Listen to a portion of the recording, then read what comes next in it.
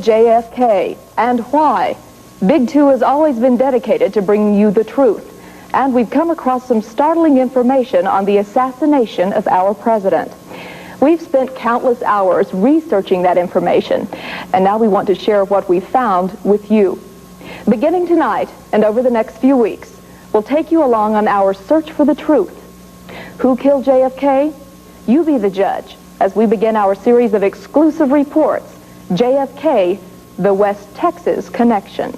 Almost 3 years since Ricky White of Midland stood up in a room full of reporters at the JFK Assassination Center in Dallas. He had a story to tell, a revelation that would not only lead every TV newscast in Dallas that evening in August of 1990, but would be the attention-grabbing headlines in newspapers the next day. Ricky White made a startling announcement that would pique interest across the country, that his father was involved in the death of President John F. Kennedy. As cameras clicked away, he told his story, that his father, Roscoe Anthony White, was a CIA operative, posing as a Dallas policeman, and was one of 3 gunmen that fateful day when the president's motorcade passed through Dealey Plaza in Dallas.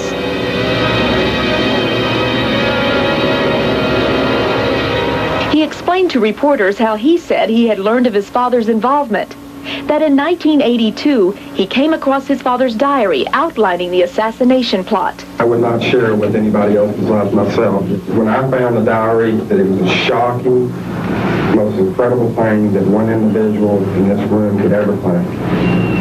Because this guy never gave the impression of being a bad guy. Ricky said all of his information came out of his father's diary, a diary that he says had disappeared from his home after Midland FBI agents looked at it. What I heard today does provide, in some instances, plausible sounding answers to some of those questions, and I think that there's further closer look.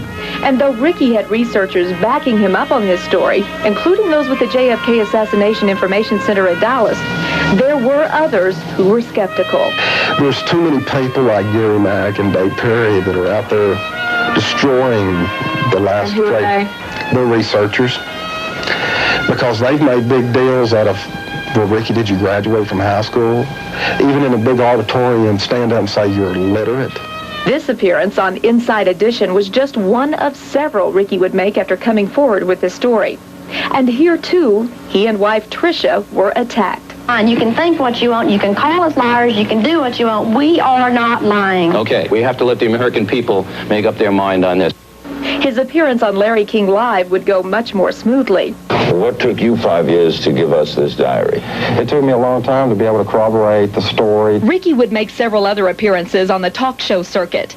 But while he was away telling his story, something happened that Ricky didn't count on.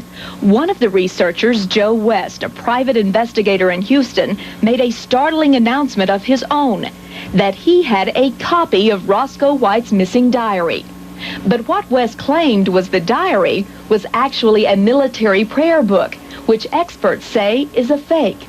And the media was quick to crucify Ricky White and his story. The Texas Monthly come out and trash me is because of that fake diary.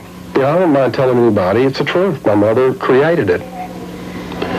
You know, if it was for attention, money, or what, I don't know. But I know this. I wasn't home taking care of business. I wasn't home trying to be here for my family. Ricky says instead of investigating his story further, the media attacked him. And that's why he's kept a low profile ever since. I was money greed and all that were, in fact, it's been the truth throughout this whole slate of the story. And the media came after me. 29-year-old unemployed oil equipment salesman from Midland. But in fact, he did have a job. One blow after another blow after another blow, and then it just wasn't worth it. While Ricky White has stayed out of the limelight, researchers and conspiracy experts on the assassination of JFK have brought his father's story back to life. And in the Oliver Stone movie JFK, the alleged gunman behind the grassy knoll was wearing a Dallas police officer's uniform. Since Ricky's revelation in 1990 and the release of the movie JFK, dozens have come into the JFK Assassination Information Center in Dallas, supporting the conspiracy theory, placing Roscoe White as one of the gunmen in Dealey Plaza. And while Roscoe White's involvement has gained momentum, another West Texas connection to the JFK assassination has surfaced, this time in Crane. Researchers are checking out leads that guns stolen from a ranch in Crane County may have been used to assassinate Kennedy. They asked me if I had had some guns stolen out here at any time. And I said, yeah, there were 2 guns stolen, a .22 and a .35 Remington that were taken out of the barn. I said, well, what's the connection here? And they said, well, we think these 2 guns may have been used in the assassination of the president. And I said, you've got to be kidding. Is there a reason you didn't tell anyone about this before? Investigation had been so that they had a man that was fixing to blow the whistle on this whole thing. And I said, well, who is it? And they said, well, we're not going to tell you. But they said, we want you to keep silent until you hear about this on TV. Revelations like this one from Crane County rancher Calvin Smith are why the JFK Assassination Information Center opened its doors in Dallas. We'll take you there tomorrow night at 10. And here's a question to think about until our next report. Did JFK's assassins practice their craft in West Texas? You need to watch tomorrow night at 10. Midlander Ricky White says his father Roscoe was in the Marines with Lee Harvey Oswald, the believed lone assassin in the killing of President Kennedy. Researchers checked out his story and believe his father was involved. Big Two went on its own journey and found what could be the place the assassins would practice their mission. Tonight, we continue our series of exclusive reports, JFK, the West Texas Connection.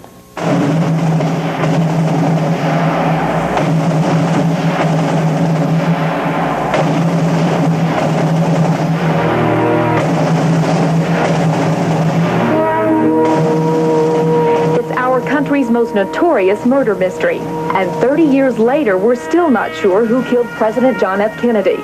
So many unanswered questions has led many to believe a conspiracy exists. And that's the reason behind the JFK Assassination Information Center in Dallas, which opened its doors in 1989. It was here at the center in the late spring of 1990 that Ricky White of Midland walked in and told workers his father killed JFK. When Ricky came to the center in the spring of 90, we said, why do you think your father killed John Kennedy? And he said, well, I found his diary, his journal, and it said he was one of the shooters behind the picket fence. We said, well, let us see the diary. He said, well, I haven't got it. The FBI took it from me. And we thought, well, we had another kook here, but we had him come in all the time. Howard says even though Ricky couldn't come up with a diary, he didn't come to the JFK Center empty-handed. And I just showed you the documents where Lee Harvey Oswald and Roscoe White left on the same ship together to Japan. He said, my father joined the Dallas Police Department in October 7th, 1963. And he was in the police academy in approximately January of 1964. So he was with the Dallas Police Department during the assassination. On the police academy photograph, when he graduated from the police department, he was number 1 in his class. That's why he's sitting in the middle of the class. But what really caught their attention, Howard says, was that Ricky mentioned his mother, Geneva, had worked for Jack Ruby and showed a photograph of the two together. This photograph surfaced in 1988 in Time magazine. Just happened to pick one at random from a group of photographs no one ever seen. Ricky told how his mother and father had met in Paris, Texas, and that when his father got out of the military, they ended up in Dallas. He said his father went to work for the Dallas Police Department, and his mother was hired by Jack Ruby to work as a rail girl at the Carousel Club. Researcher and former co-director of the JFK Center, Gary Shaw, says all of this adds up to more than a coincidence. But it's significant that Roscoe White was an ex-Marine who served duty with Lee Harvey Oswald, was an expert marksman, came to Dallas shortly before the assassination and acquired a job with the Dallas Police Department, actually 7 weeks before the assassination, while his wife went to work for Jack Ruby. And you don't find a much better connection than that. While some researchers look to the events right before the president's assassination, others believe the plot to kill Kennedy started much earlier, when he was first elected president. Kennedy entered Washington in 1961, immediately surrounded by a den of enemies. Many CIA agents were upset over the Bay of Pigs fiasco. Kennedy's brother Robert inflamed the mafia over his crime busting as Attorney General. And the president's threat to pull out of Vietnam, many say, would have cost the country billions of dollars. While the conspiracy theories point in different directions, some say the gunman involved with the secret mission trained here, near Van Horn, where we sent Big Two's Mike Gibson in search of clues. 3 hours on the road so far, and we're just now pulling into Van Horn. It's near this small town where we hope to find evidence that assassins trained for one of the biggest assignments ever, the killing of John F. Kennedy. Ricky White of Midland says his father Roscoe took the family on several supposed hunting trips to Van Horn back in 1963. White produced this copy of a family postcard from March of that year to at least prove he and his dad were in Van Horn at this time. White believes these trips were really an opportunity for his dad and other sharpshooters to practice for the Dealey Plaza murder. We've arrived on the ranch where we now are searching for a cabin, some sophisticated radio equipment, and a canyon. The ranch owner tells us there is a cabin down this road, but there is no radio equipment there. We find the cabin camouflaged by trees, so secluded that if you didn't know where to look, you probably couldn't find it. I have along with me Eddie Owen. He served in the National Guard during the 1960s as a radio technician. Both of us are wondering why powerful radio equipment would be out here to start with. We hope that if we find it, it will help prove covert operations may have at one time gone on here. A quick search of this shack in back of the house, and look what we find. Look, transmitter. An old transmitter. In the early 1960s, G.B. Brock of Odessa served as the chief of communications for the National Security Agency. Brock was in charge of 400 people whose job it was to intercept radio messages from around the world. Brock identified the radio equipment as being made by a Kansas City company. It was built before World War II, primarily for export to South American countries. When I first saw it, I thought, well, this is an illegal operation, I'm sure, out there in Van Horn. What else was it for? There's nothing legal out there going on that you would need that type of communication. And I don't know what the purpose of that would be if it wasn't an antenna. Now, that antenna is headed towards Mexico City. I mean, it's a directional type of antenna. And I have books that's got that same type of antenna. Time now to take a look at the canyon where we've been told assassins trained. Ricky White says he went back to this ranch several years ago, and when he looked out over this area, it was too scary because I arrived, and have you ever been in a place that you know you've been there? Much of what you've seen and heard in our story could at one time been found on the big screen. These are scenes from the movie Executive Action. The only possible scenario is 3 rifles with triangulated fire. This early 1970s production had a short-lived run. It was yanked after showing for 2 weeks at theaters. Maybe this movie got too close to the truth.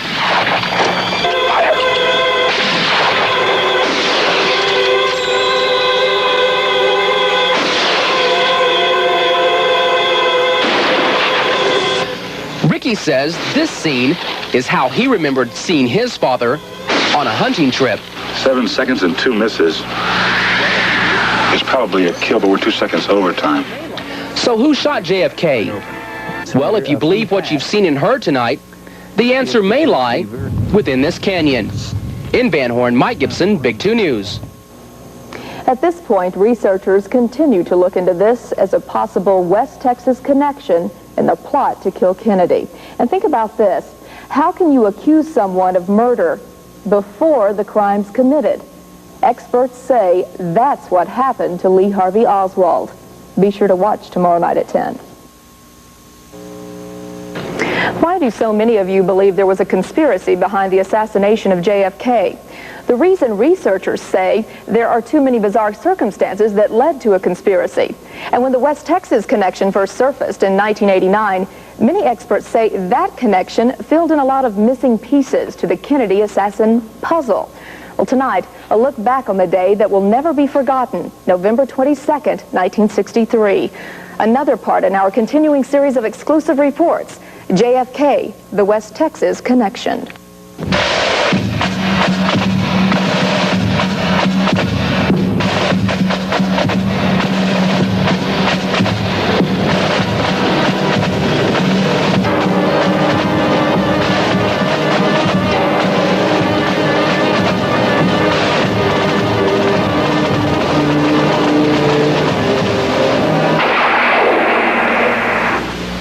Washington. This is from the United Press from Dallas. President Kennedy and Governor John Connolly have been cut down by assassins' bullets in downtown Dallas. I think rogue elements of the CIA killed him with the mafia as a junior partner and using Oswald as the patsy. Oswald never fired a shot, and it was covered up from the very top. Larry Howard, who's the director of the JFK Assassination Center in Dallas, will be spending the rest of his life looking for evidence to solve the assassination of John Kennedy in November of 1963. Howard, like other researchers, believe more than one gunman was involved. They believe the deadly shot killing the president came from the Grassy Knoll area. Midlander Ricky White says his dad, Roscoe White, who worked for the Dallas Police Department, fired the fatal shot. My father is the famous Grassy Knoll assassin. He is the Dallas police officer that participated behind the Grassy Knoll that fired the two fatal shots into Kennedy. I do not believe that Lee Harvey Oswald fired any shots or killed anybody that day. You truly believe Ricky's story? I believe Ricky White is telling the truth. As the president was rushed to Parkland Hospital and the drama of trying to save Kennedy's life was underway, minutes after the shooting, Dallas police say they have a suspect, Lee Harvey Oswald. But as Big Two's Deanne Holcomb has discovered, researchers say the circumstances surrounding his arrest are questionable. Lee Harvey Oswald fit the description of the man seen on the 6th floor of the Schoolbook Depository building, where Dallas police say was the scene of the crime.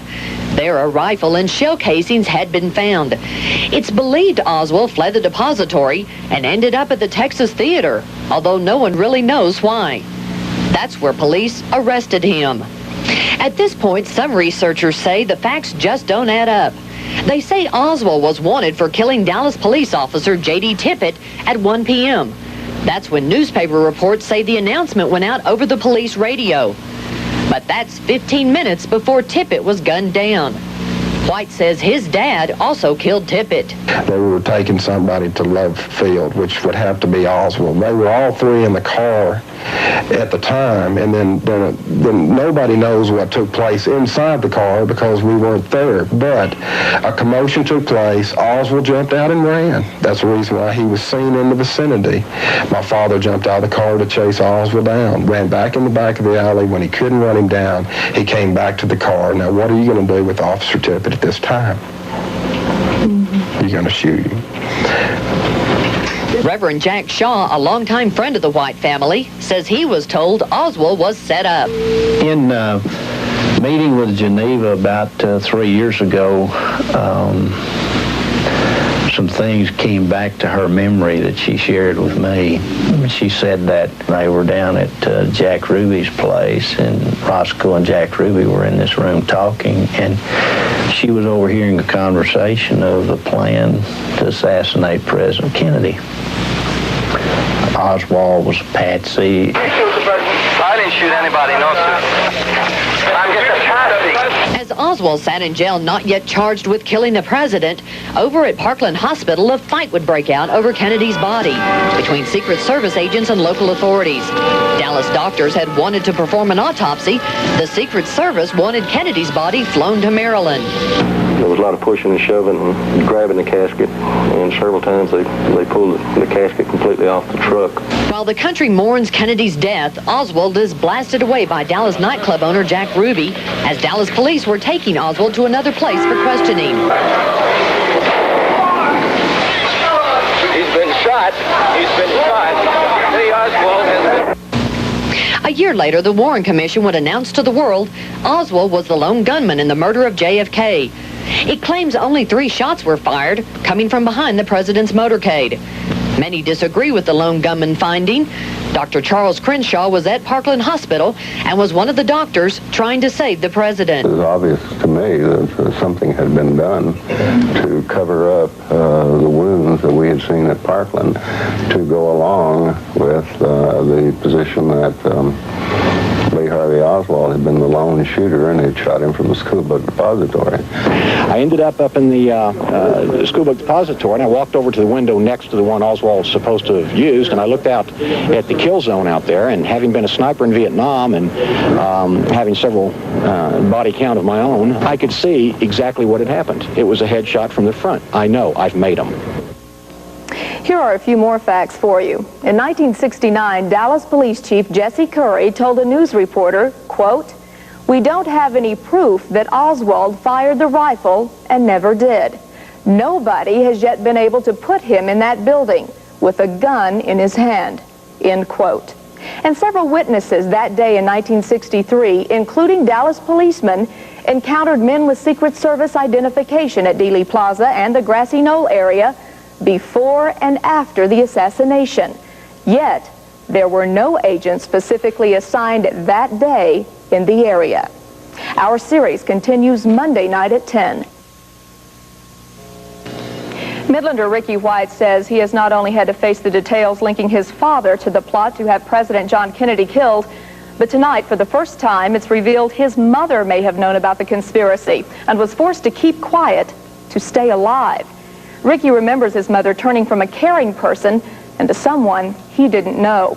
Well, tonight the conspiracy continues in our series of exclusive reports, JFK, the West Texas Connection. Reverend Jack Shaw of Dallas says he first met Roscoe and Geneva White in 1970 in Richardson, 1 year before Roscoe would be fatally injured in a suspicious fire where he worked. Roscoe was the manager of I think the Emmy Moses store at the time, and they came and visited the church, and then after that, then I visited their home on several occasions. There was a time when Geneva was upset, and Roscoe called me in later to visit with her and talk with her. Shaw said through his counseling sessions with Geneva, he learned that in 1963, Roscoe had arranged for her to work for Jack Ruby at the Carousel Club, but that she only worked there for a short time. Roscoe had set that up for her to work for Jack Ruby as a part of his whole plan in the assassination. She was only there for, according to her, for 2 weeks.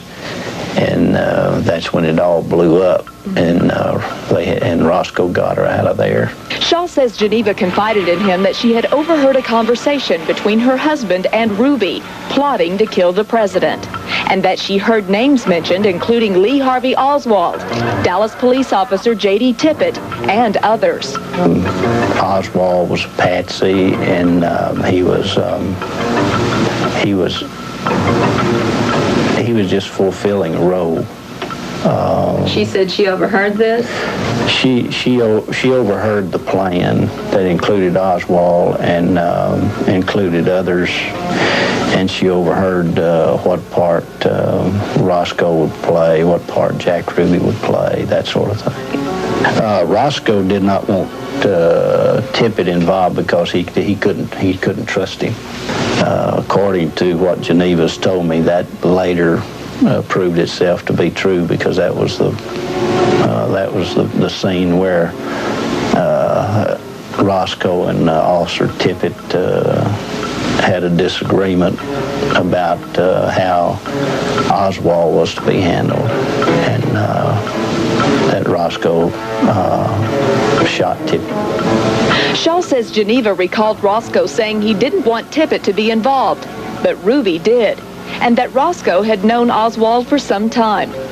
I had found a Time magazine that had an article in it about, it had to do with Jack Ruby and stuff, and... It was that photograph right there. I called Ricky and I said, I got this Time magazine, I said, and this looks just like your mother standing in this picture. Yeah, that's my mother standing right in front of Jack Ruby at the Carousel Club. In that same magazine, they published a photograph of my father and Lee Harvey Oswald in the Philippines. Ricky says this only added to his belief that his father was involved in the murder of President Kennedy in 1963.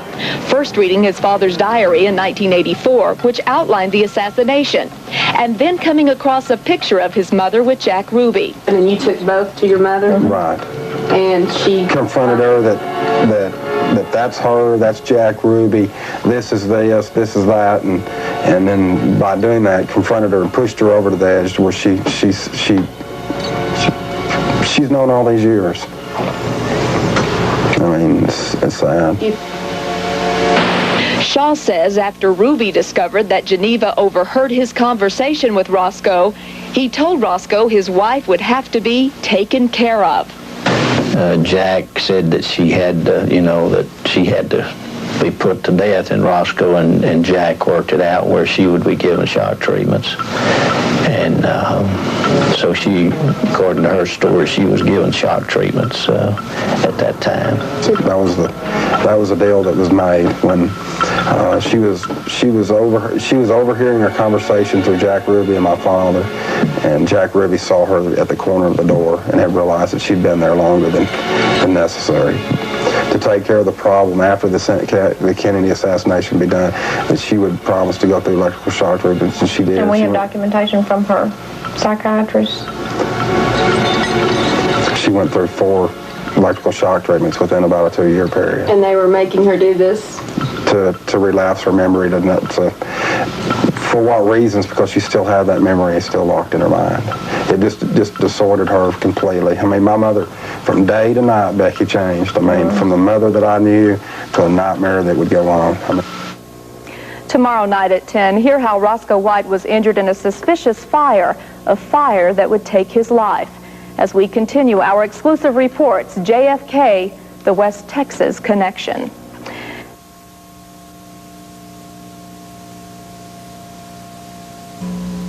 Who was Roscoe Anthony White? According to his son, Midlander Ricky White, he was one of several gunmen who took part in the assassination of President Kennedy in 1963. Ricky says he learned of his father's involvement after reading it in his father's diary. Reverend Jack Shaw of Dallas says he recalls visiting with Roscoe and his wife Geneva on several occasions, and that Roscoe talked about serving in the Marines and working for the Dallas Police Department. Reverend Shaw says he began to learn even more about Roscoe's identity after Geneva told him about a trip she had taken to New Orleans. She said that a man approached her claiming he knew about Roscoe's involvement in the assassination, and to tell Roscoe he had 48 hours to get in touch and respond. Geneva flew directly home to warn her husband and was very upset.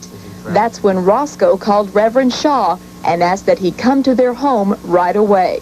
Geneva said you were called to our home because I had requested Roscoe to bring you over, and I'd asked Roscoe to tell you everything, and he could not bring himself to tell you, and the reason he couldn't was for fear of your life.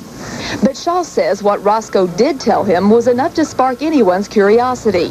That Roscoe told of his background as a Marine and as a Dallas police officer. And that wasn't all. As he talked about being a policeman, he talked about wearing a wig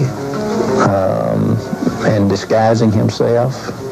The way I was picking it up is for undercover purposes, and I don't know. I mean, that was the impression that I got. I had no idea what he was doing, had done with the police force, but he sure let me know that he was doing more than just normal police business.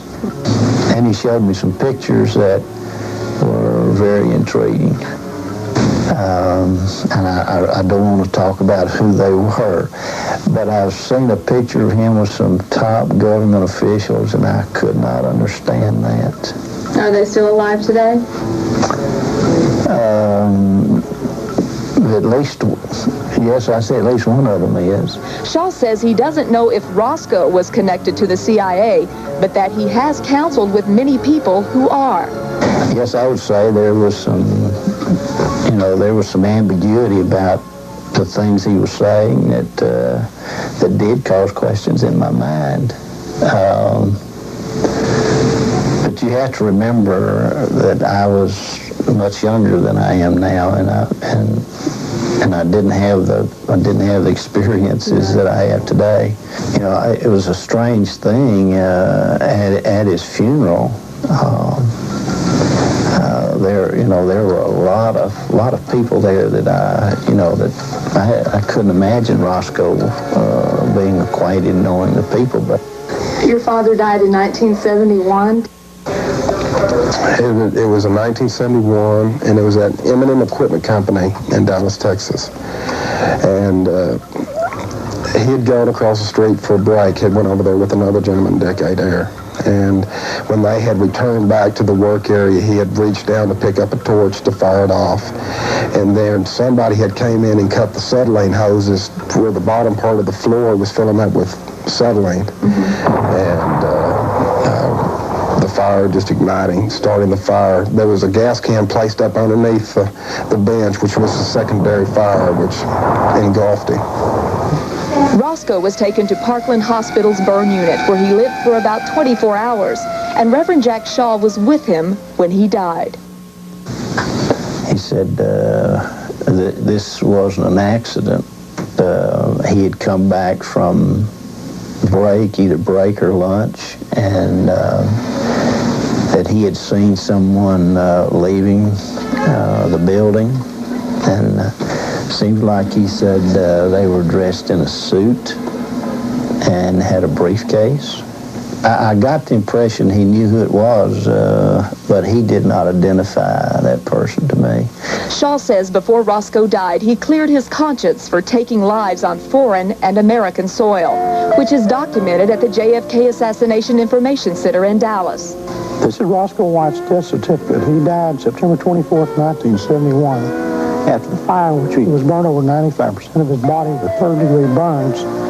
On his deathbed, he told his pastor, Reverend Jack Shaw, that he had killed many people on foreign and domestic soil for his country. At the time, he thought it was right, but now he knows it was wrong. God forgive me. And the man died. Roscoe Anthony White was buried in the Field of Honor at Breslin Memorial Cemetery in Dallas. I will tell you this, and this is the first time that I've said this to anyone publicly, and that's that I was contacted by a person stating that the information I have would be very important. There was money available to pay me if I would turn the information over to them, no questions asked. And to that person, I said,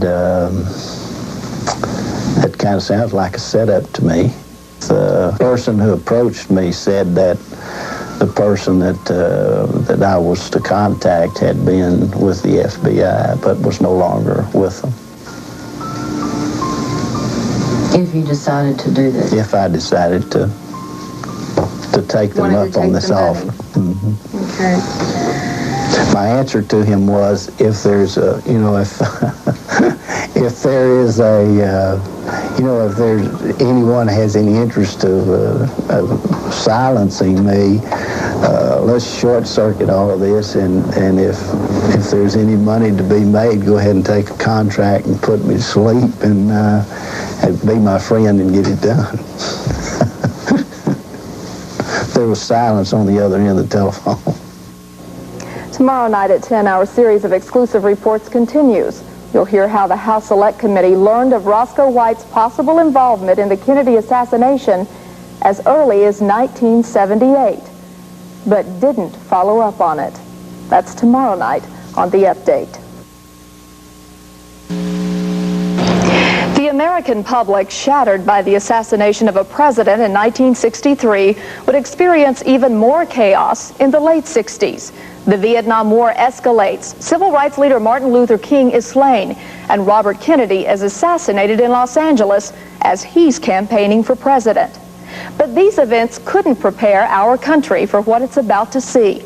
In 1975, 12 years after his murder, the American public would be shocked when it sees a film showing John Kennedy's execution. And for Midlander Ricky White, this same year, he and his mother would be questioned by Washington investigators looking into the alleged conspiracy behind Kennedy's assassination.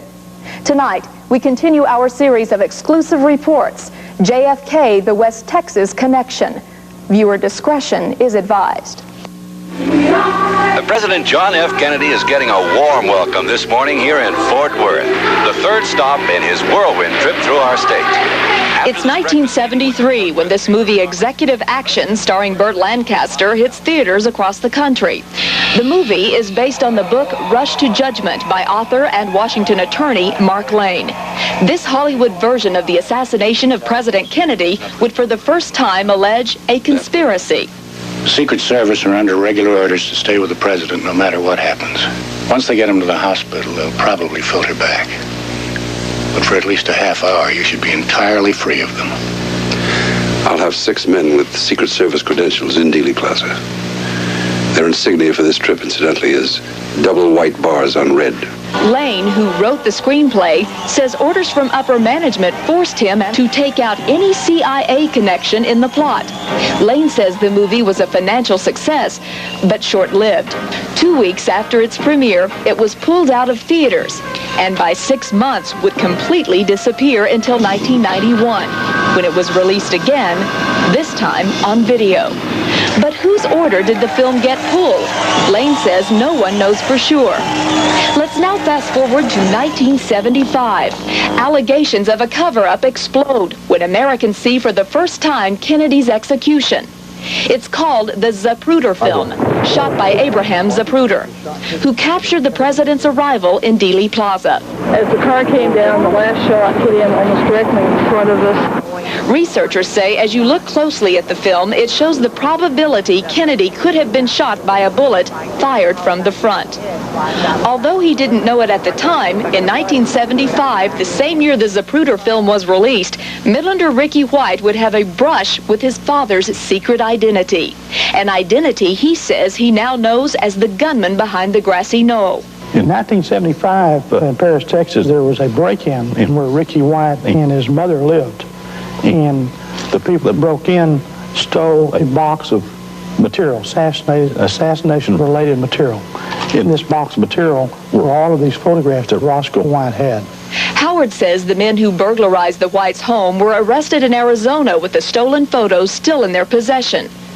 The police took the material out of the car. They realized it was assassination-related, so they informed the FBI. The FBI comes in, and lo and behold, here's a photograph of Oswald no one's ever seen before. A year later, in 1976, the stolen photos turn up in Washington, D.C., in the hands of the newly formed House Select Committee on Assassinations. Members of the committee traveled to Paris, Texas, to talk with Ricky White and his mother. Out of the blue, they asked Geneva White if she's ever worked for Jack Ruby. She denies it.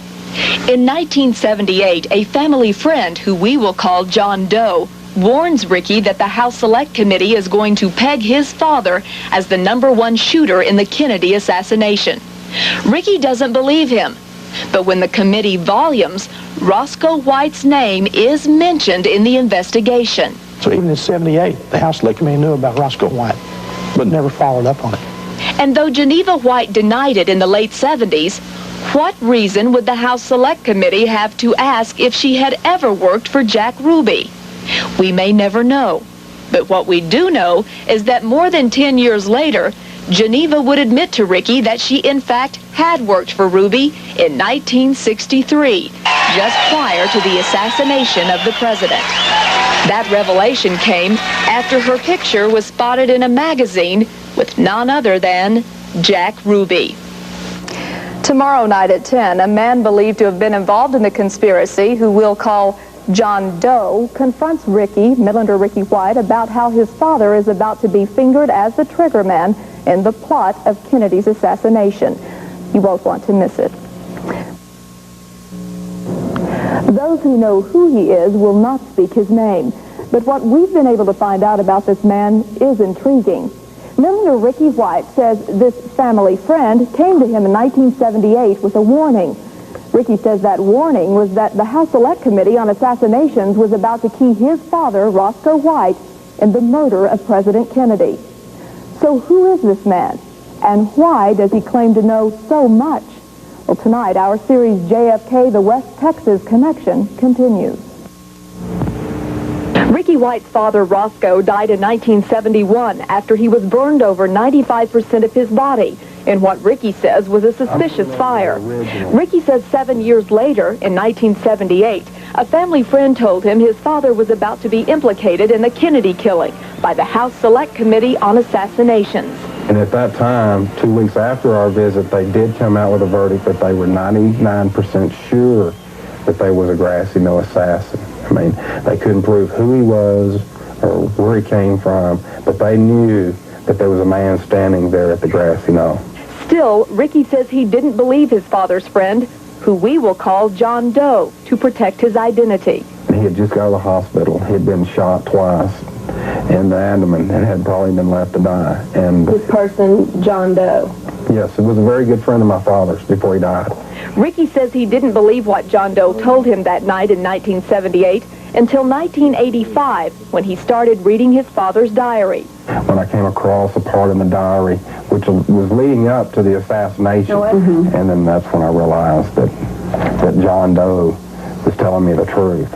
Ricky says his father's diary didn't become interesting until he read up through the year 1960. And then from 1960 on, my father lived a very interesting life, a double life than anything that I ever knew of him. Can you tell us some specifics? Not on record, I can't. I mean, there's known things that my father was involved with that I'd rather just stick with the John F. Kennedy. Although Ricky chose to reveal little about John Doe's identity, Reverend Jack Shaw, another family friend, did tell us what Ricky's mother told him about the man. That person had been doubling for Oswald to give Oswald an alibi, or to set Oswald up related to being in another location, specifically in Mexico, coming out of the Russian embassy.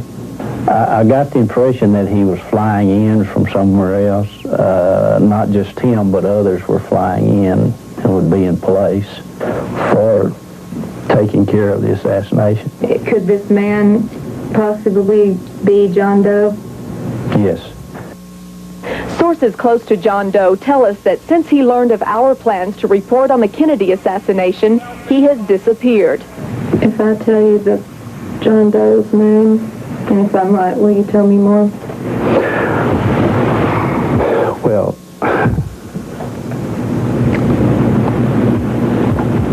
if you'll turn that camera off where we can talk. The camera was turned off, and my photographer was told to leave the room. But the name I gave Reverend Shaw, he says, was wrong. So as of this moment, one of the missing links in this story is the true identity of John Doe. Now remember, it wasn't until Ricky White found his father's diary that Ricky says he believed John Doe was telling the truth, that his father was involved in the Kennedy assassination. But Ricky says it's been difficult to prove. He says the one piece of concrete evidence he had linking his father was taken away. Ricky claims that after the Midland FBI learned of the diary's contents, an FBI agent, apparently on orders, took the diary from his home. You'll hear both sides of that story tomorrow night at 10. Plus, a Midland DA investigator tells about his trip to Dallas in search of the truth. Only when he got there, he wasn't alone. Watch tomorrow night at 10.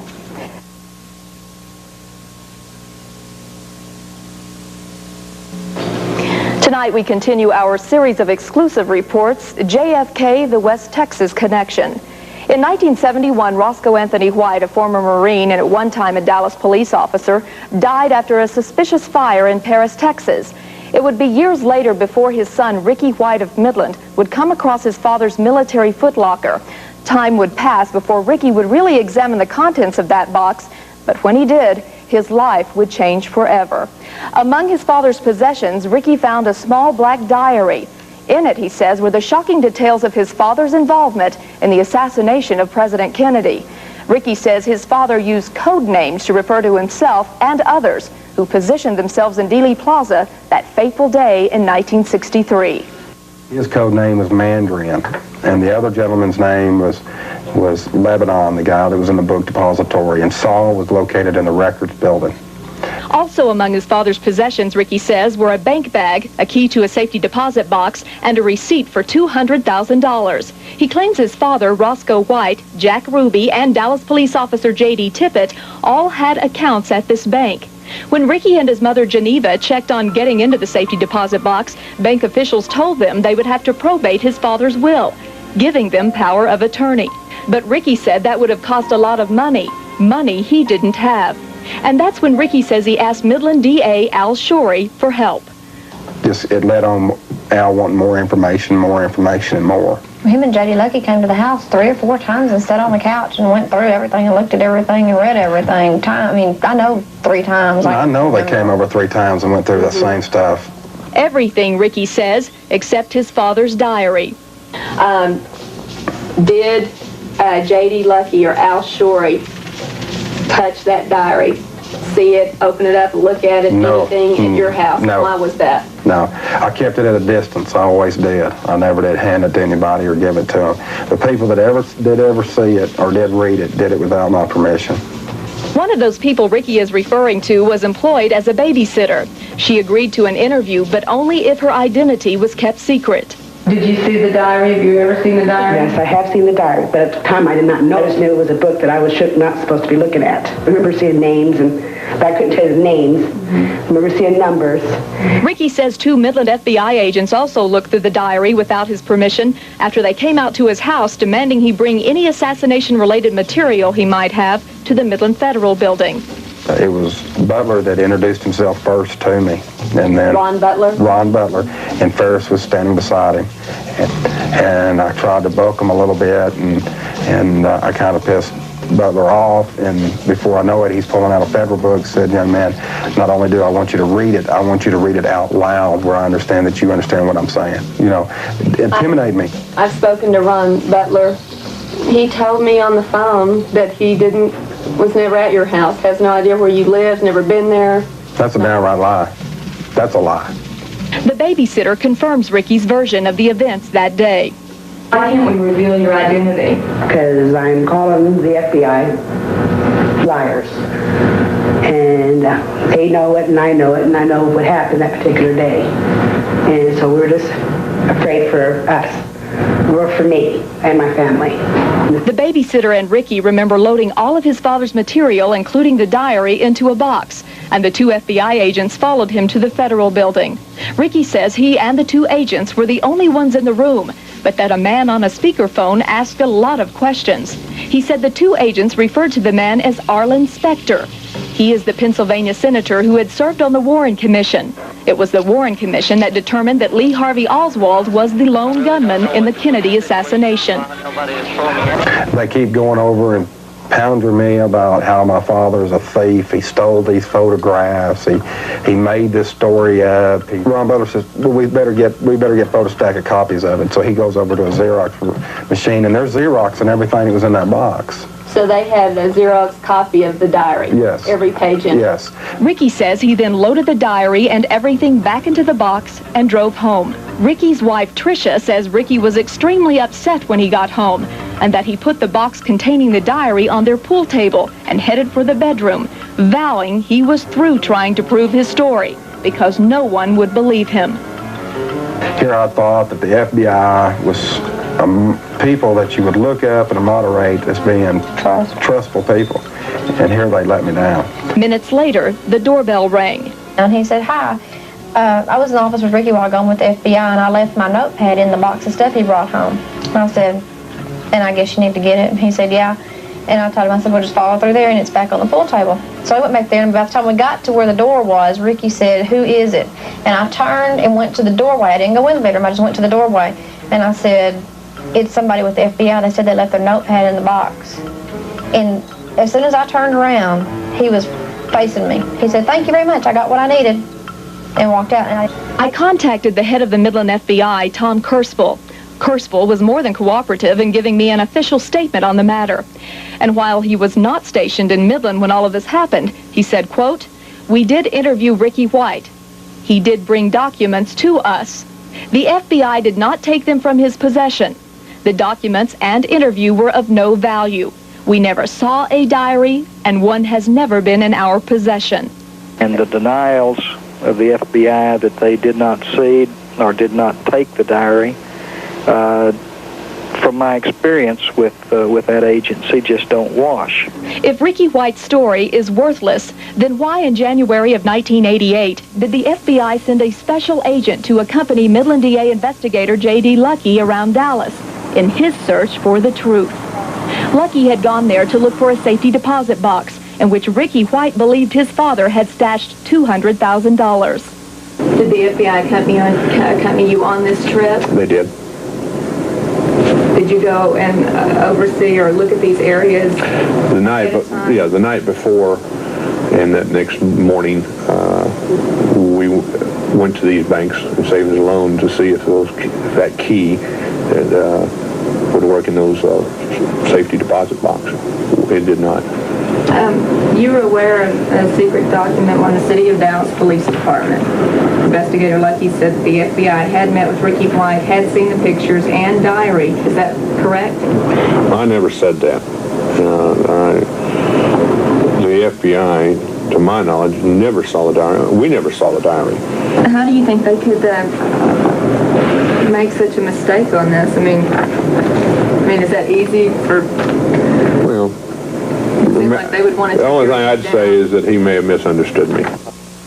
When our attorney first contacted one of the agents in Midland, he said he almost threw up on the table. And I think that's the approach they've taken about this entire story, because it's very disturbing to them that this is all coming out. I contacted the Dallas intelligence officer who filed the report on investigator Lucky and read him the part where he says Lucky made the statement that the FBI had met with Ricky White, had seen the pictures and diary. He told me, quote, "If that's what it says in my report, that's what I was told. My reports are accurate."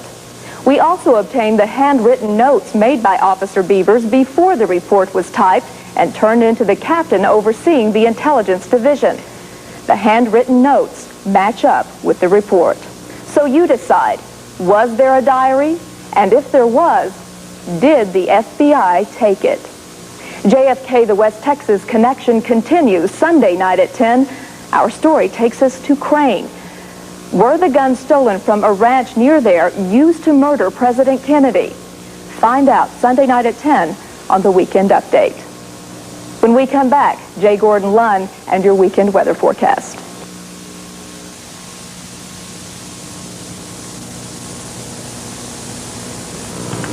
A 30-year-old unsolved burglary or part of a plot to kill President Kennedy. A Crane County rancher and his father don't know what to believe.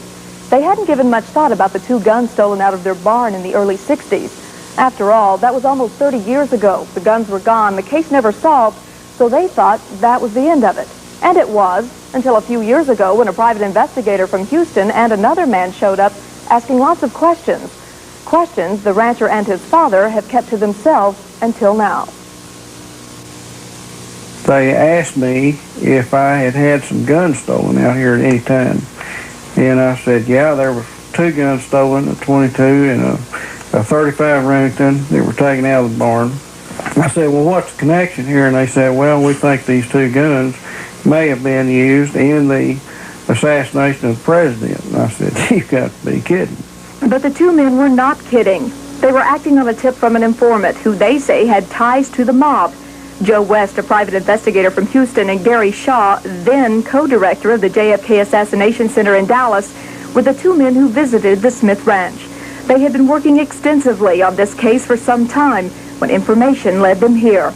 Joe West and I made the trip to Crane, Texas, because of information we had from an informant, a man who had organized crime ties, who said that prior to the assassination he stole rifles from a ranch near Crane, Texas, and delivered them on orders to Jack Ruby in Dallas. And he was of the opinion that at least a part of those weapons were used in the assassination of the president. Although Shaw would not release the informant's name, he did say he was a large black man who at one time was a heavyweight contender and fought the likes of Sonny Liston and Floyd Patterson. It was a big track, so it must have been a pretty big man that did it. The first thing I noticed was the barn door being open. I noticed that the guns were gone out of this pickup. The door on the pickup was open. Could the person who left the footprints along this fence line really belong to West and Shaw's informant? We felt that there was truth to what the man was saying because of his background in the criminal network. The Smith Ranch wouldn't be the only stop private investigator West would make in Crane County. The former sheriff says he turned up at his office as well, asking a lot of questions and wanting to see that burglary report on the stolen guns. The sheriff told him he'd be more than happy to oblige, only that report had disappeared. Becky, I have no idea where it is. We have looked and looked. We've gone back in our old records and looked, but we just haven't come up with a lot of reports as far as that goes. The informant told Shaw and West that 3 of the guns he sold to Jack Ruby were high-powered, very accurate hunting rifles. Far, far superior to the throwdown gun, which is what I call the 6.5 Mannlicher Carcano that Oswald allegedly used, which was a piece of junk.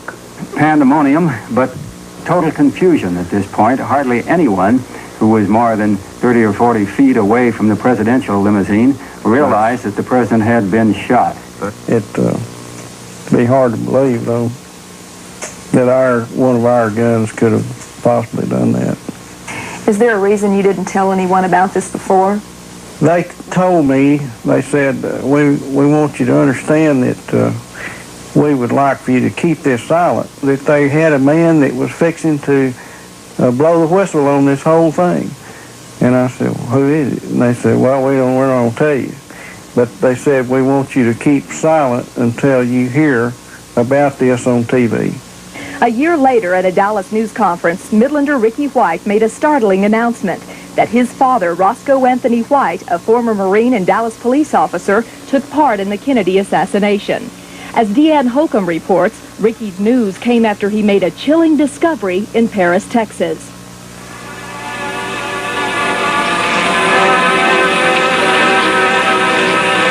In July of 1990, Ricky White says he discovered something he believes his father had hidden away in the event of his death.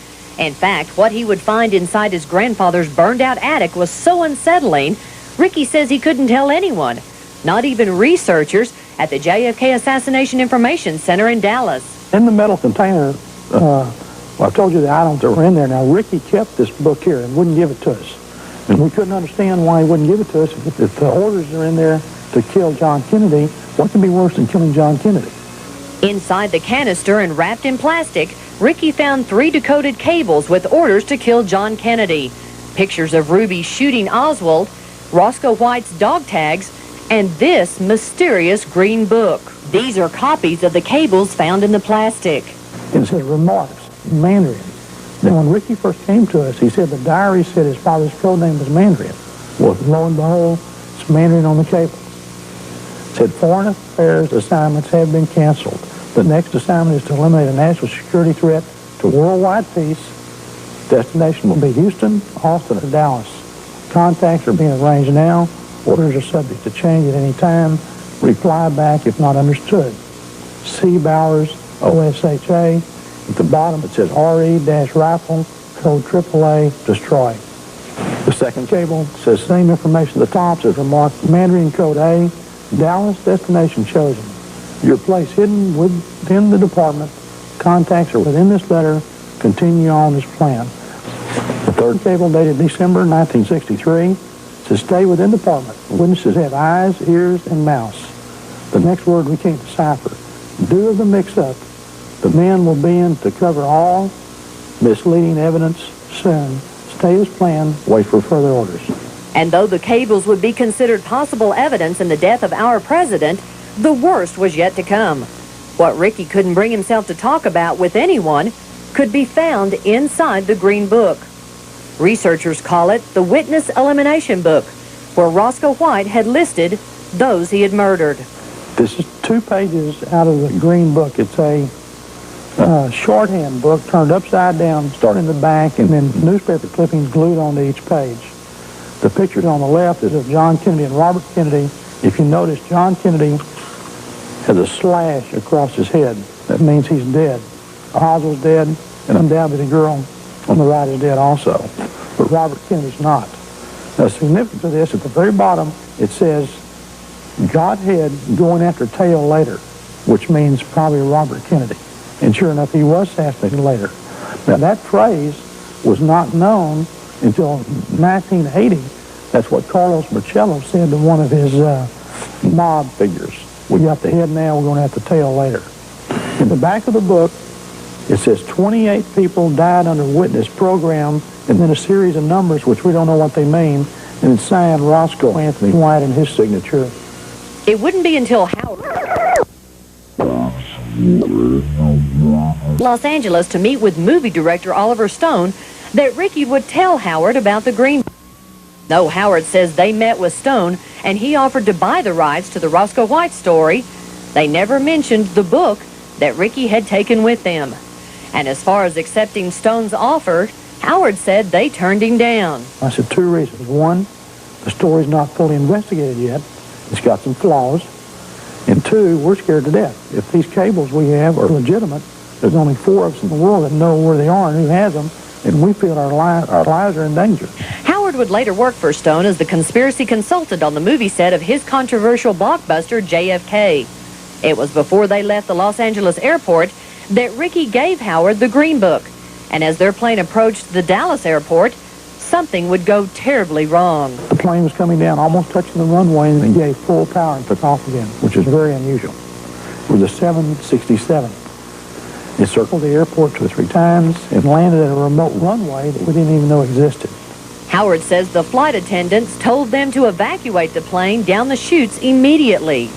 So, we're thinking, oh boy, what is this? And I'd taken the Green Book because Ricky had given me the Green Book at the LA airport, and I'd looked at it and put it in my briefcase. And it was in the overhead rack. So when people were trying to get out of the plane, I was going the wrong direction because I was going to get the Green Book out because the diary is already missing. So I got it out and stuck it in my pants. Fortunately, Howard says he and Ricky safely without injury. But there were others who weren't so lucky. We were standing there. That car drives up, FBI. They're circling the plane. There are men that got out. The plane is sitting there with nobody around it, and these special government cars drive up. So we get at the airport. We finally get back to the center, and I call a friend of mine that works at Delta. I said, what happened on this flight? He said, a bomb threat was called into the LA airport when y'all took off. And in the newspaper article, it says the FBI searched the plane. Ricky says a small group of independent oil men in Midland now own the rights to the Green Book and are having it researched. He says the book is locked up in a safety deposit box or vault somewhere around the tall city.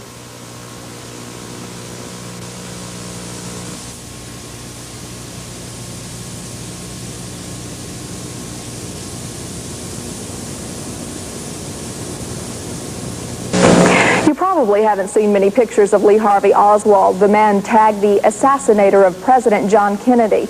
That's why tonight's segment is so important. You're going to hear from researchers who believe the photograph of Oswald given to the news media after Kennedy's murder in 1963 is a fake. The picture shows Oswald holding a rifle as he's standing in his backyard. Some researchers now say that famous photo is actually Midlander Ricky White's dad, Roscoe White. As we continue our special exclusive series of reports, JFK, the West Texas Connection, look and listen closely. The man you're about to see may not be the man lawmen say killed JFK. Today, Jack White has returned to the home where Lee Harvey Oswald lived in Dallas before he became known as the assassin of President John Kennedy. White is trying to recreate this famous photograph of Oswald holding a rifle. In 1963, this picture was flashed on television sets across the country as Oswald was branded JFK's killer. You people have been given, but I emphatically deny these charges. During his interrogation by Dallas police, Oswald told them the photo was fake. These incriminating photos of Oswald's were fakes, just as he tried to tell the Dallas police. He thinks the man posing in the picture is Midlander Ricky White's father, Roscoe White. Notice that the person in the backyard photos has a broad, flat chin, while these pictures of Oswald show him with a pointed, cleft chin, not at all like the one in the backyard photos. Now look at the chin of Roscoe White. Whose chin most closely matches the one in the backyard photos? Oswald and Roscoe White were in the Marines together, trained at a CIA camp in Japan, and would end up living close to each other in Dallas before Kennedy's assassination in 1963. Roscoe White had just been hired on at the Dallas Police Department. These close connections, plus investigative work by Jack White, has convinced JFK researchers the photo could be Roscoe White, not Lee Harvey Oswald. White was about the same height as Oswald. In fact, there were many physical similarities between the two, with the exception of the neck and chin. Roscoe had a thick neck with big sloping shoulders, while Oswald had a thin neck with narrow shoulders. When I enlarged the photos of Oswald and Roscoe to the same size and laid one over the other, I was astounded to find that the height, posture, and even some features are an identical match. Also, it is known that Roscoe suffered a broken right wrist which never healed properly and left a slight lump on his arm. Oswald had no such lump. In this backyard photo, there's a noticeable lump on the figure's right wrist. It certainly seems to me that the figure in the photo could be that of Roscoe White. Jack White, a photo analyst and commercial artist in Dallas, has been working on this fake photo theory for nearly 30 years. He believes Roscoe White was put in the Dallas Police Department by the CIA to make sure Oswald was set up as Kennedy's assassin. I believe Roscoe White was placed on the Dallas police force to help frame Oswald for the assassination. When Oswald was arrested, 2 photographs of him with a gun were found. However, suspicion over the photos grew after a burglary in 1975 at Ricky White's mother's house in Paris, Texas. That's when a 3rd Oswald photograph turned up. Ricky says somehow this picture and others made its way into the hands of Washington investigators looking into the Kennedy assassination back in 1976. Ricky thinks this may be one of many reasons why he and his mother Geneva White were questioned about the photo by investigators with the House Select Committee. And the shadow under Oswald's nose is straight down at 12 o'clock, but yet the shadow on the ground is at 10 o'clock. The shadows don't match. And on photograph number 2, we have the rifle pointing at about 11 o'clock, but yet the rifle and the shadows pointed at 9 o'clock. It doesn't work. But the significance is that Roscoe White had a 3rd pose of Oswald that no one else had. And it's been proven by experts that these are fake photographs. As part of the fake photo theory, Jack White was called to Washington in 1976, and he too would be questioned by the House Select Committee. This is one of several dozen photographs the Dallas police claimed was found in Oswald's belongings. Apparently it is a photo Oswald took while in the Marines. There are other photos of Marines and photos of Asian cities. In this photo of Oswald's Marine buddies, I found one person especially intriguing. After comparing the man in the fatigue cap in the center with many photos of Roscoe, I'm convinced they may well be photos of the same man. This fake photo conspiracy is on display at the JFK Assassination Information Center in Dallas. Director Larry Howard also believes the photo of Oswald is really that of Roscoe White. The fake photo conspiracy would be one of many closely examined by movie director Oliver Stone as he prepared for his controversial movie, JFK. The movie, released in 1991, was an instant blockbuster. As a consultant and right-hand man for Stone, Howard provided him with over 400 photographs, 20 videotapes, and several witnesses connected to the Kennedy assassination. One of those, Oswald's widow, Marina. And he's done more for this case with the movie JFK than all us researchers in the last 30 years put together. He's the one responsible for having the files open today. Was there one man or 3 who shot and killed John Kennedy? Well, those who believe there was a cover-up question how many gunmen were involved and how many bullets were fired. Tomorrow night, a doctor gives his account of what he saw in Trauma Room 1 at Parkland Hospital that fateful day, November 22nd, 1963. JFK, the West Texas Connection, continues tomorrow night at 10.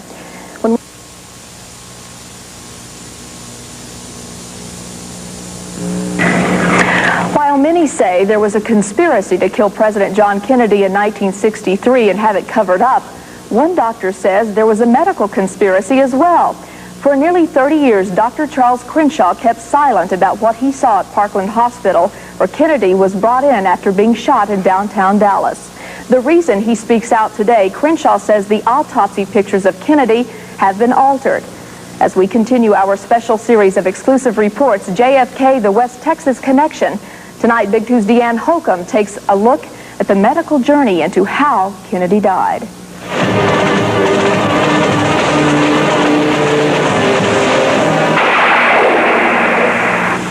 Bulletin. This is from the United Press from Dallas. President Kennedy and Governor John Connolly have been cut down by assassins' bullets in downtown Dallas. They were riding in an open automobile when the shots were fired. The president, his limp body carried in the arms of his wife Jacqueline, has rushed to Parkland Hospital. All I can say is where is the wound in the back of the head that 27 people saw that's not in the autopsy pictures? Dr. Charles Crenshaw was 30 years old and a resident doctor at Parkland Hospital on the day President John Kennedy was taken there after being gunned down while riding in his motorcade in Dealey Plaza. As a trauma doctor, he would be used to treating gunshot victims, stab wounds, and victims of car accidents.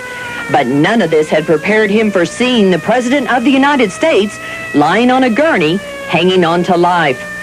People in suits were running around. People were crying. There were all kinds of problems with the perimeter. The FBI didn't know the Secret Service and vice versa. I got to see the entrance wound before he made this incision through it. And then, of course, the tracheostomy tube was put in place. He still was not breathing well. What was going on? Was it just total silence? What was happening? There was very little said because it was such a gripping moment. I think we did our procedures rather quietly, kind of like a team. Everybody was working to get an airway going, to make him breathe correctly and establish circulation. But there wasn't a lot of talking at all. Do you remember what you were thinking at that time? Well, I was thinking that I'd trained all my life to be a surgeon, and here was a traumatic wound to the President of the United States, and I couldn't do anything about it. The assassin's bullets had done more to kill Kennedy than Crenshaw and the other doctors could do to save his life. But his toes were exposed, and I'll always remember Mrs. Kennedy as she came in with Admiral Berkeley. She stopped and kissed his right great toe before she went forward to hold his right hand and to listen to the mass that was being given by the priest there. And then he was given the last rites. I was thinking about all of our world had just been changed by a couple of gunshot wounds. The United Press reports that the president died at 1:35. Chaos at Parkland Hospital would continue as word spread of Kennedy's death. And then I was surprised that they got the Justice of the Peace, Theron Ward, from Garland to drive into Parkland and to sign the death certificate and to release Kennedy's body in the face of being told by Dr. Rose that was against the law. It was against Texas law, and they could not move the body. And the phalanx of guards, I don't know who it was, looked at him and said, "We're taking this body out with the Secret Service. This is the President of the United States." And I really believe that they were rolled over on top of Dr. Rose. Tired, depressed, and in shock over the president's death, Crenshaw was even more amazed at news reports that there was a lone assassin, Lee Harvey Oswald, responsible for killing Kennedy. The reports also told how the bullets fired from Oswald's gun hit Kennedy from behind. But that's not what Crenshaw saw in Trauma Room 1. The feeling of all of us was that the bullet wound had gone in the throat here, the lower third of the throat, with an entrance wound from the front. And likewise, I felt that the wound in the back of the head was a tangential shot above the hairline, here, right in the right rear of the side of his head. You could put your fist in it. While Crenshaw questioned this latest revelation, never in his wildest dreams did he think he would come face to face with Kennedy's believed assassin. But that's what would happen. Crenshaw and other doctors would be ordered to go to the emergency room. As Crenshaw walks in, he sees Lee Harvey Oswald. Here, 2 days later, Oswald was hanging on to life after being shot by Jack Ruby. He had an operating team ready to go immediately, and his anesthesia was pure oxygen because he was in extreme, profound shock. He had no pressure, but he did have a pulse.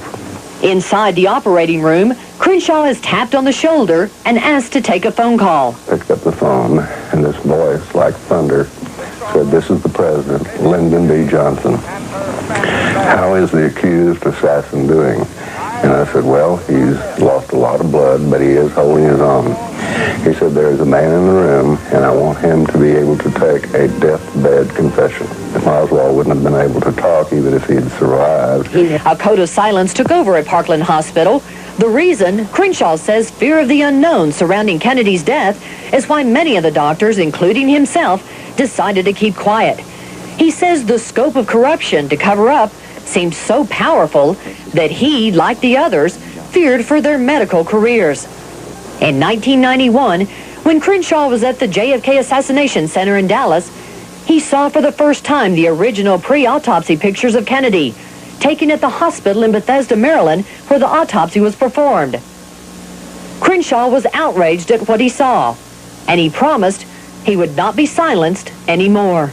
And I believe he'd gotten shot twice from the front. The second one being from the side as a tangent above the hairline, hitting behind the right ear, knocking out the size of a baseball out of the right rear part of the president's head. And for me to see the back of his head intact, I think that was just an incredible experience. Crenshaw kept his promise, and in April of 1992, his book, JFK, Conspiracy of Silence, was published. Today, Crenshaw, at the age of 60, has retired from Chief of Surgery at John Peter Smith Hospital in Fort Worth, although he still goes into work part-time. As Crenshaw reflects on his career and success as a surgeon, those 3 days in 1963 will always be a part of his mind, heart, and soul. Quietly to himself, Crenshaw will always wonder why Kennedy had to be assassinated, throwing our country into one of the darkest moments in history, never to be forgotten. Deanne Holcomb, Big 2 News. As our special series of exclusive reports, JFK, the West Texas Connection, continues. Tomorrow night at 10, it's back to Van Horn and more information on the radio equipment believed to be a part of what the assassins used as they prepared for the plot to kill Kennedy. And witnesses come forward with information about the conspiracy. That's tomorrow night at 10 on the Big 2 News Update.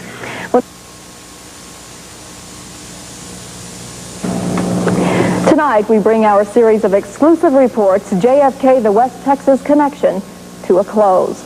But due to overwhelming response from you, we will continue researching what we found out and will update you in the coming weeks. During one particular segment of our series, we sent Big 2's Mike Gibson to Van Horn. That's where Midlander Ricky White remembers going with his father on what he thought were hunting trips. But this is the same place some believe Kennedy's assassins may have trained.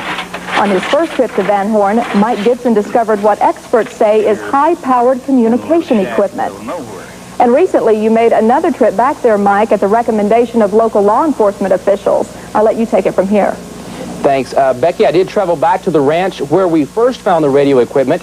We'd been warned that if we didn't go back and try to get the radio, it would soon be gone. So we went to the ranch owner, and he agreed to let us take the items and bring them back for close examination by our radio equipment experts. We now have the communication system in a safe place. We hope that the high-powered equipment can be hooked up and tried out. Now, if this can be done, maybe we'll be able to find out for sure what the communication system was used for. Reporting from the newsroom, Mike Gibson, Big 2 News. All right, thank you very much, Mike. Since our series began, we have received important information, not only from researchers across the country, but from people right here in the Permian Basin who have watched our series and have come forward to tell us what they know. And to all of you, thank you for what you've shared with us. And now, part 12 of our series, JFK, the West Texas Connection. It's been almost 30 years since the assassination of President John F. Kennedy, and while America was told Lee Harvey Oswald was the man responsible for his death, not everyone would believe it. Let every nation know, whether it wishes us well or ill, that we shall pay any price,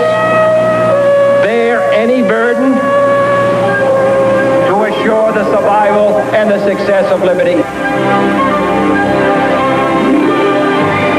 I've searched and searched for 30 years trying to find one small item that would convince me that Lee Harvey Oswald did it as the government said. That doesn't exist.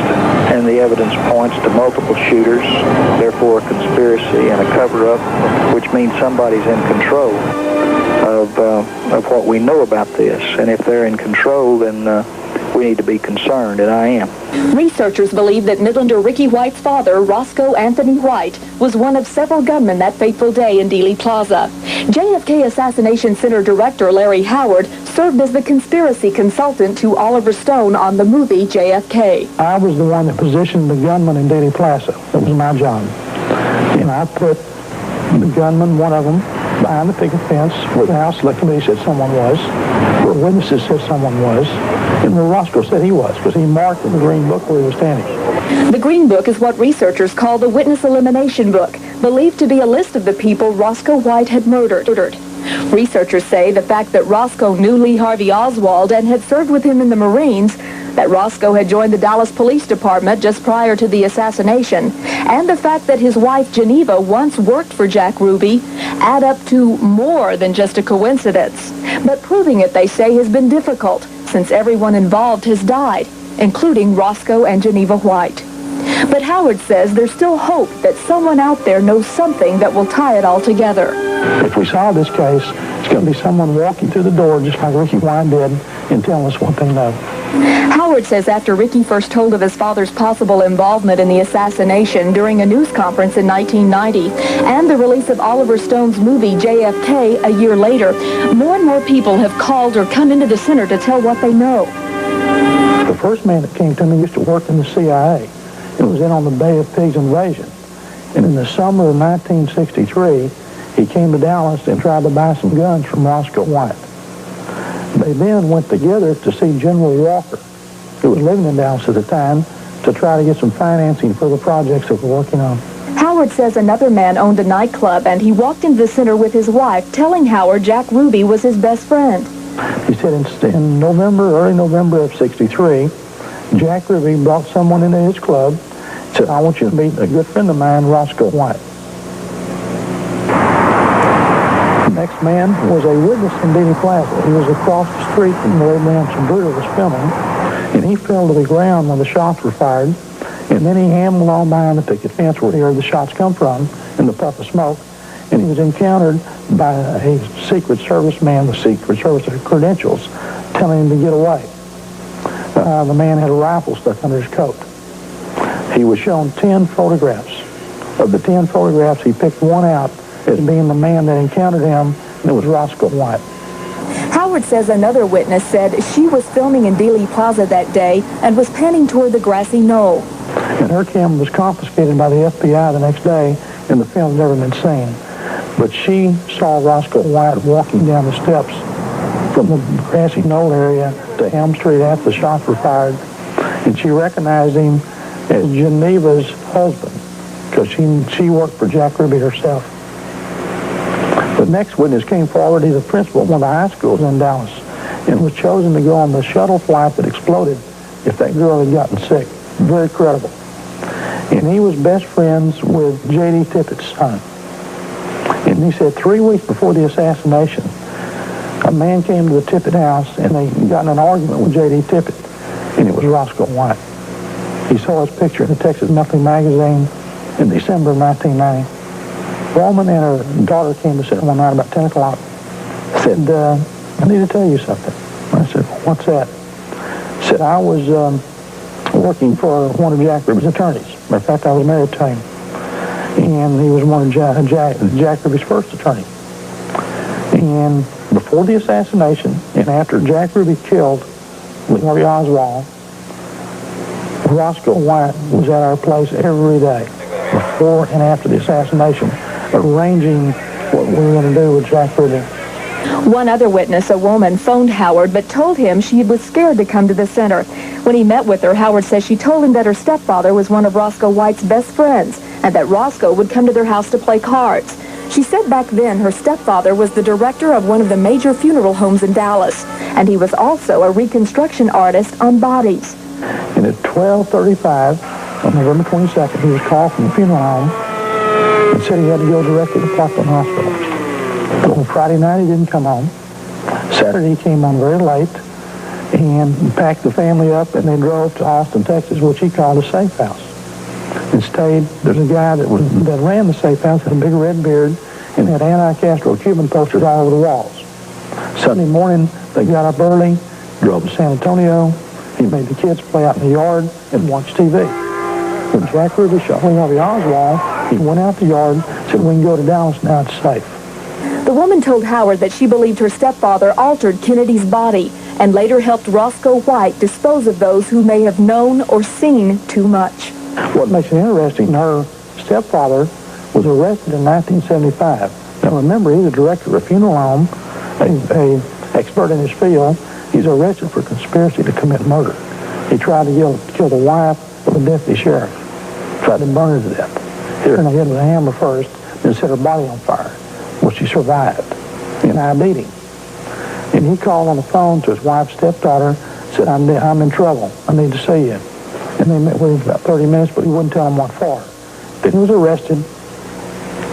In 1975, the day he was going to go to trial, as they were walking from the jail, the criminal courts building, to the courthouse, he was shot in the back by a police officer and killed on the day of the trial. When Howard contacted the man's attorney, he says the attorney would not discuss the man or the incident with him at all. Howard says he has signed affidavits as well as videotaped each person who has come forward with information, and that he has obtained 65,000 signatures at the center to have this case reopened in Dallas. We're in the process now of going to trial in Texas, in Dallas, about the assassination of John F. Kennedy, where it should have been investigated the first time. It was a Texas murder.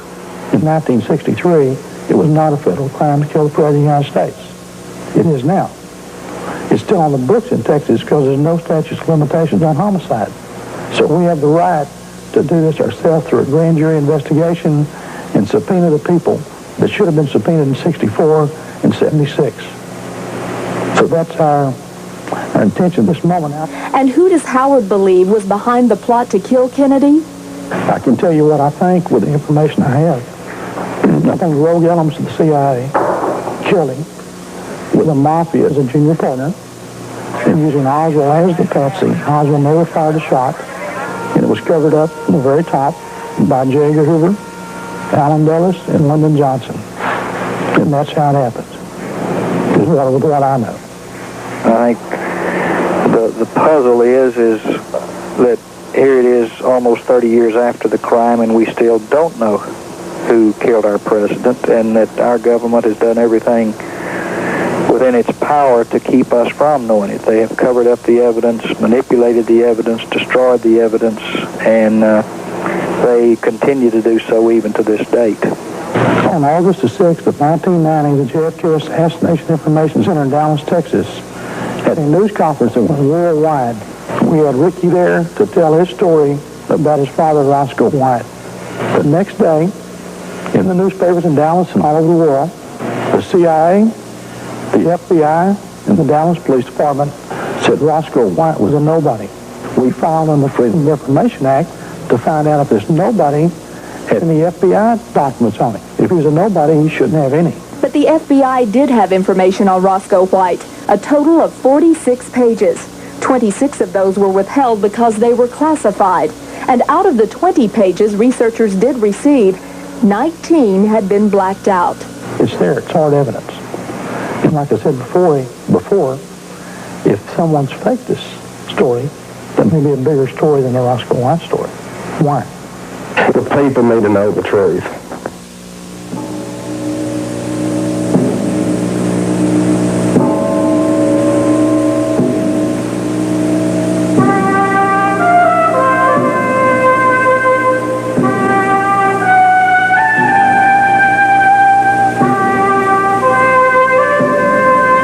In the 3 years after the murders of President Kennedy and Lee Harvey Oswald, 18 material witnesses died.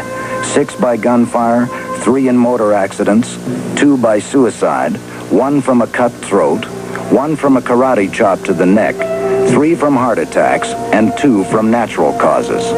An actuary engaged by the London Sunday Times concluded that on November 22, 1963, the odds against these witnesses being dead by February 1967 were 100,000 trillion to 1.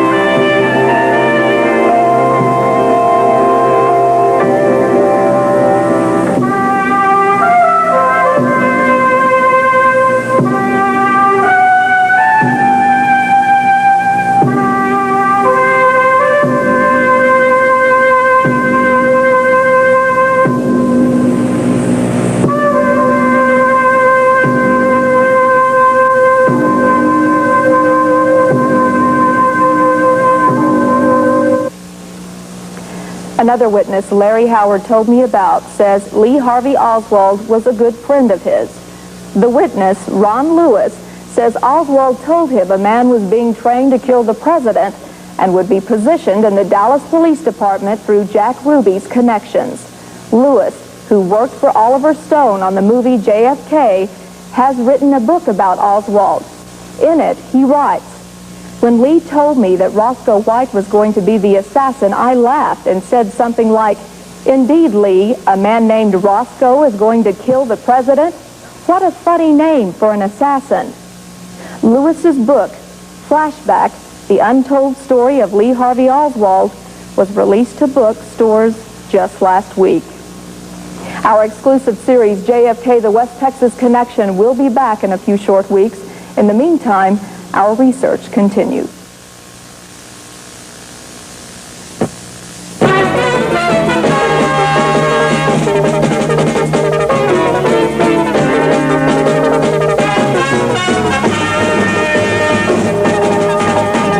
Live from the Permian Basin's 24-hour news leader, this is Big 2 News.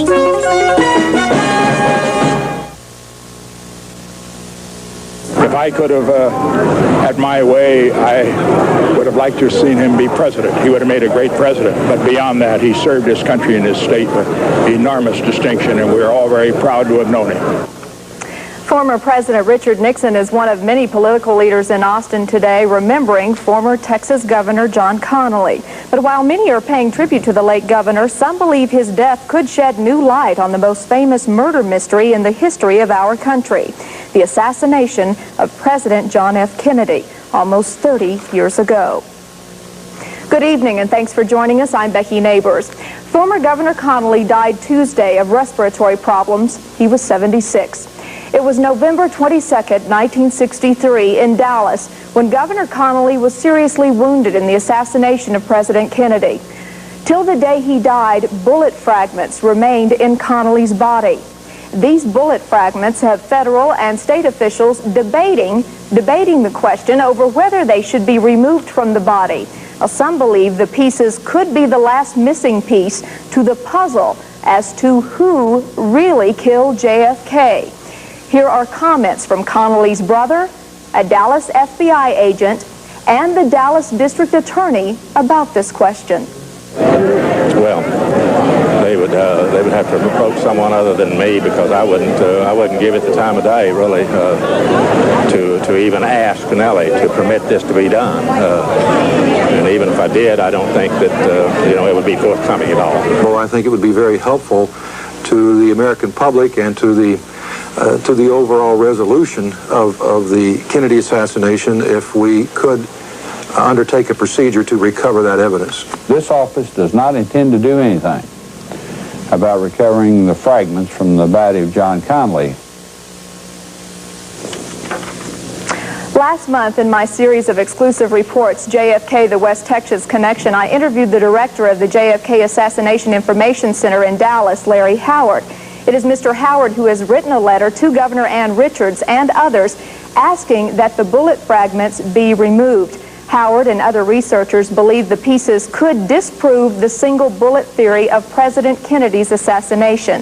We hope to hear from Mr. Howard via telephone during a live interview. We are trying to get that set up right now. He has been inundated by reporters from all over the country trying to speak with him. We have been on the phone with him earlier and are trying to talk to him concerning his letter. But right now, it's Midlander Ricky White who says his father was one of multiple shooters that fateful day in Dealey Plaza when Kennedy was gunned down. Ricky is here tonight with me. And what do you think about Mr. Howard's letter asking that those bullet fragments be removed from Governor Connolly's body, Ricky? I believe it would be a perfect opportunity to take that, to take consideration of my father's involvement in the JFK. All right. Now, for those who did not get to see JFK, the West Texas Connection, a series of exclusive reports we did here only last month here on Big Two, refresh their memory, our viewers' memory of why you believe your father was involved. Well, back in 1981, I'd found a diary that had belonged to my father that took many years to be able to come to a point and to realize that my father was involved in the JFK. In May of '88, the FBI took me serious, came in and interrogated, took me into town, then shortly went into involvement into the safety deposit box. All right, if Mr. Howard and other researchers have their way and they are able to have these bullet fragments removed from the late governor, what do you think could come from all of that? Well, it could be a good stepping stone to my father's story, and the fact that we're trying to get people involved in my father's story to help come out the truth of the JFK.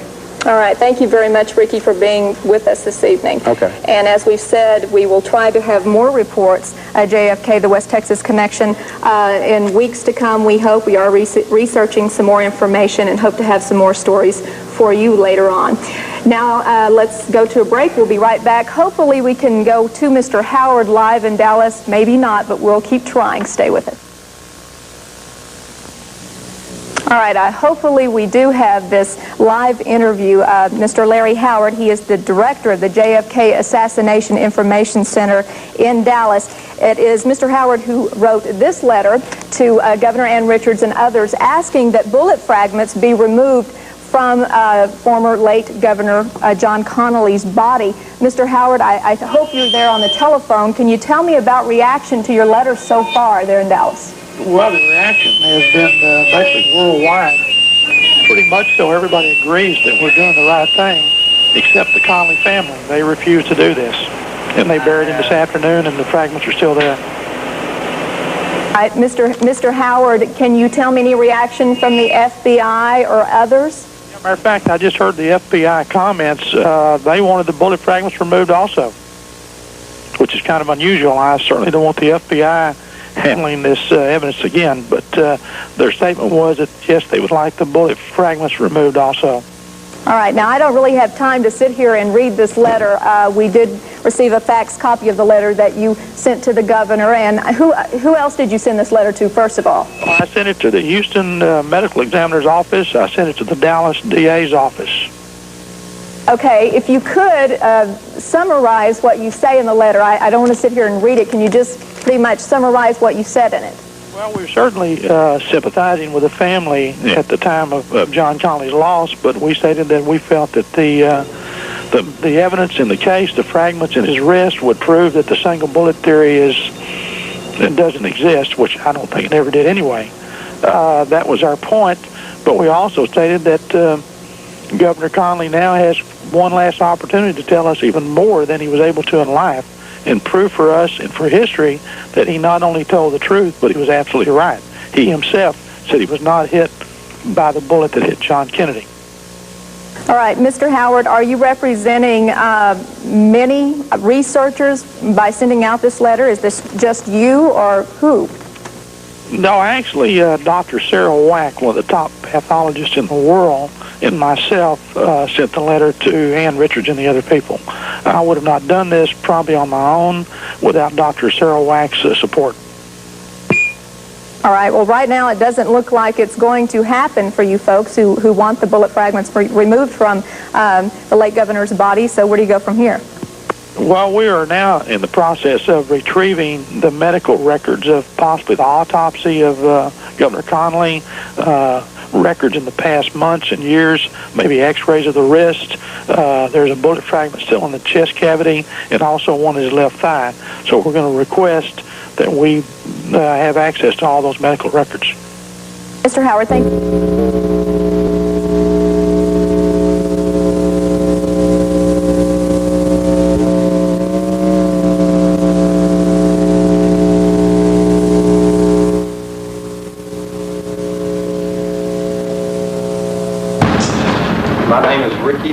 White. This is the story of my father, Roscoe Anthony White.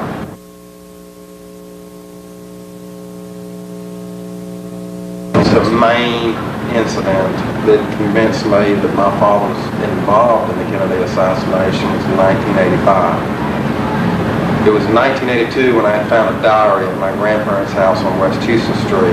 This trunk stayed in there under key and lock, and took these other trunks that were on top of it off and reached down there and grabbed it and had pulled it outside. And had my wife, the head was back there, and she had noticed it too. And then when I dusted it off, I knew for a fact it was my father's footlocker, because it had Roscoe A. White, and it had his military number on the bottom of it. And automatically I opened it up, and inside this footlocker was my father's original military records, which are probably about this thick. Inside there too was a lot of memorabilia that had involved the Kennedy assassination. It's the very first thing that I noticed. When I opened the trunk, sitting on top was this black book that, to me, it looked like a Bible. You know, it was that thick, but it had a little lip that locked over it.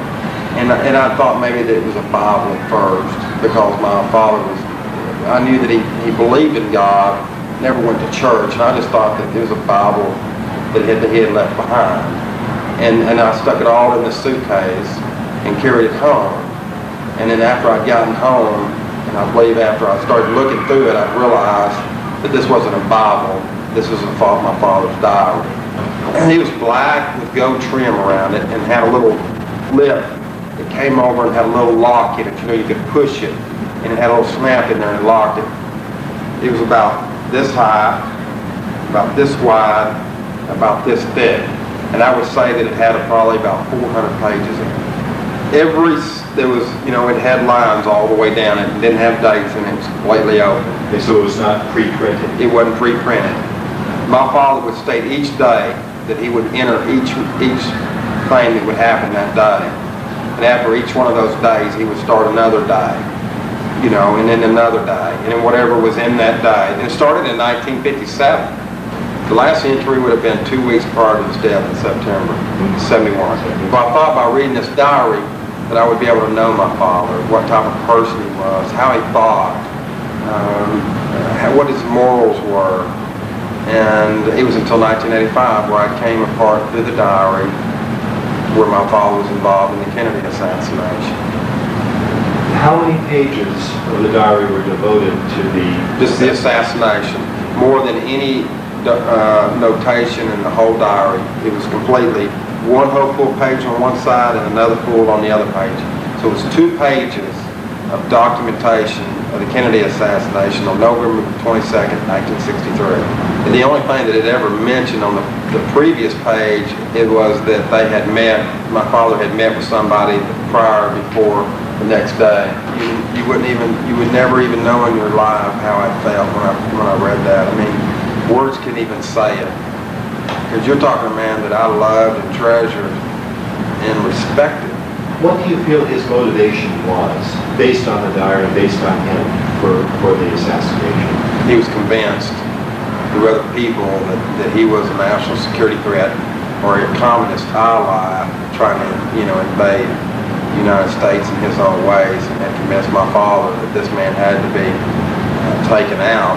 In the diary, it never stated that he was paid a dime. The only thing that was ever in the diary that he did have a safety deposit box that had money in it. And I had a receipt that's proven to me that there was $100,000 at Woodwood State Bank. I believe that $100,000 was probably not only the Kennedy assassination, but other involvements my father was prior in his life. I really do. There's no way that man could have ever had $100,000 in the bank making $800 a month. It'd take a lot of years to save $100,000. I just remember that the 21st of November, him and 3 other men had met the day before. Everything was fine. We're going to do this and we're going to do that. The entry started out as that my position was the man behind the stockade fence. Parentheses, Mandarin. Mandarin? Mandarin. Curl. The man that was in the book depository / was Lebanon. The man that was in the records building was Saul. Yeah, it stated that Lebanon had got into the book depository by heating and air conditioning crew that had worked beside the building. So he was dressed as an air conditioner repairman? I believe he was. And Saul had worked for the Dallas cleaning or crew at the time. It was a janitorial service that Dallas had at the time. But is there any identification as to the names of these? No, I don't know the names of them. So what I know about the diary, I can place, Oswald as being the person that he admits that never fired any shots that day. And he had met up with an officer in Oak Cliff and had got in his car. And from that point there, they had gone by a rooming house where they were expecting to pick this man up to go to Redbird Field. And this man was? This man was Lee Harvey Oswald, and the officer would be J.D. Tippett. From after they had left the rooming house, and he had mentioned in the diary that this officer had called twice, scared that it would blow a scene. And he was still in a frantic and had ran to the nearest store. Now, who ran to the store? This officer had went in and made a phone call and had came back outside. Got in the car.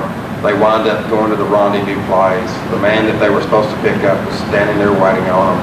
He got in the car. They were rushing off to Redbird Field. Where the street that they were on, Oswald had jumped out of the car 2 blocks before my father shoots officer at 10th and Patton. And he doesn't state that he gets out of the car. After Oswald gets out of the car, he states that he just shot an officer at 10th and Patton. Did he say when Oswald got out of the car? 2 blocks before he shot Officer Tippett at 10th and Patton. My mother had worked for Jack Ruby for 3 weeks in September of 1963. And through her relationship of working there at the Carousel Club, she had overheard Jack Ruby and my father through a crack in the door that they were conspiring back in September the plot of killing John F. Kennedy. In the summer of 1990, right here at the JFK Assassination Information Center, Ricky White released this story about his father, Roscoe White. We at the JFK Assassination Information Center believe that a formal investigation should be started as soon as possible to determine the validity of these charges. However, no one in power, be it on a state level, local level, or federal level, has ever investigated these charges. We feel that the American people and Ricky White have a right to know the truth about the possible involvement of his father in the assassination of President John F. Kennedy.